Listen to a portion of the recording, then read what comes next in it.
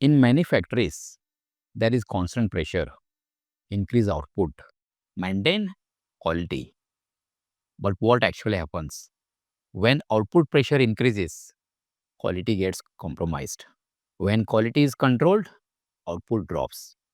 So the real question is this conflict real or is something wrong in the system?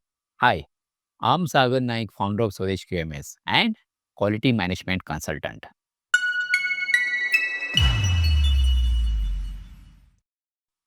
In this video, we will understand why output and quality conflict happens, what is the real issue behind it, and how to balance both practically. This is not theory, this is based on real shop floor experience. Let's see a real situation.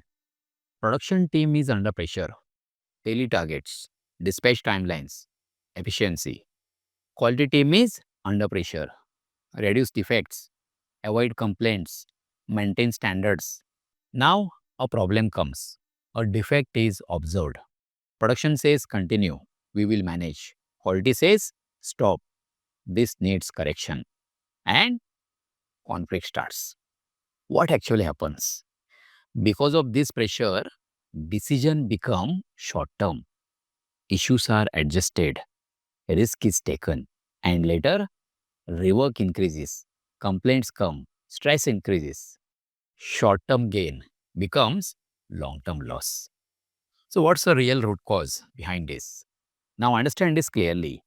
The problem is not output, the problem is not quality, the problem is system misalignment.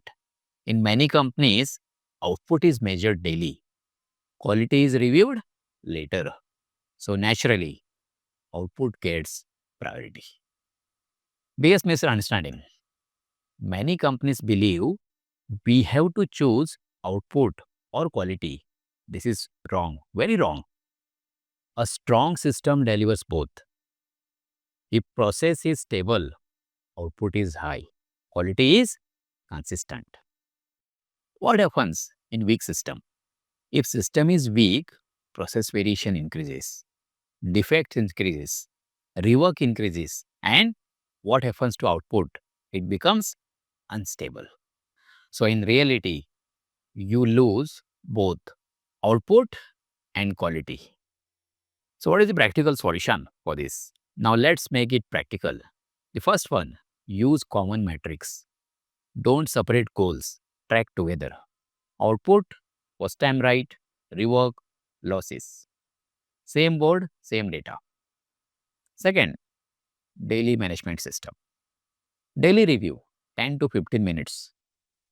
Discuss yesterday performance, today plan, risks, quality, and production together. Third, focus on first time right.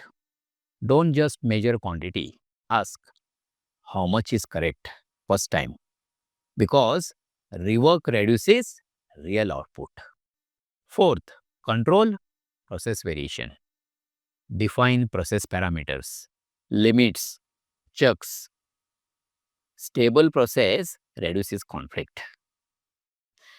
Fifth, take early decisions. Don't wait, don't delay. Small issue today becomes big problem tomorrow. Sixth, connect quality with output. Quality is not a barrier.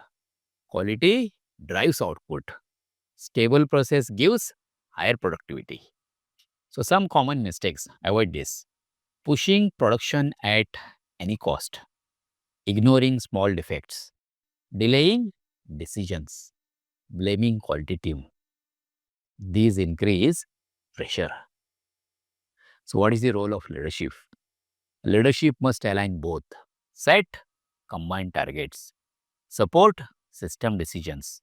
Avoid short-term pressure. Right decisions create long-term stability. When system improves, output becomes stable. Quality improves. Rework reduces. Stress reduces. And most important, teams start working together. Output versus quality is not a real conflict. The real issue is weak system. Strong system delivers both. Weak system forces compromise. If this video helped you, like, share, and subscribe. We focus on practical quality systems, not just documentation. If you want to build a system where output and quality improve together, you can connect with Swadesh QMS. Details are in the description. Thank you for watching.